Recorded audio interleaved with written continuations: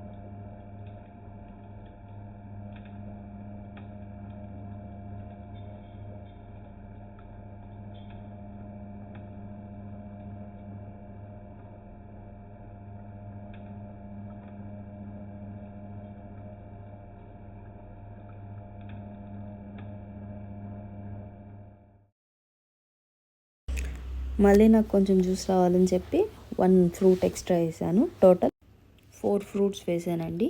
నాకు nearly 500 ml mosambi juice అనేది వచ్చింది.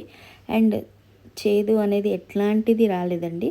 కొంతమంది అదే పల్ప్ని రీయూజ్ చేయాలని చెప్పి మళ్ళీ వేస్తే ఖచ్చితంగా వస్తుంది. సింగిల్ అటెంప్ట్కి అయితే అస్సలు చేదు అనేది ఎట్లాంటిది లేదు. ఇదే జ్యూస్ మనం బయట మార్కెట్లో 35 to 40 రూపీస్, 30 to 40 రూపీస్ అనుకుంటా around. 1 glass cup half of the sugar ice వేసిస్తారు. అదే మనం ఫ్రెష్గా ఇంట్లో చాలా హెల్తీగా చేసుకోవచ్చు.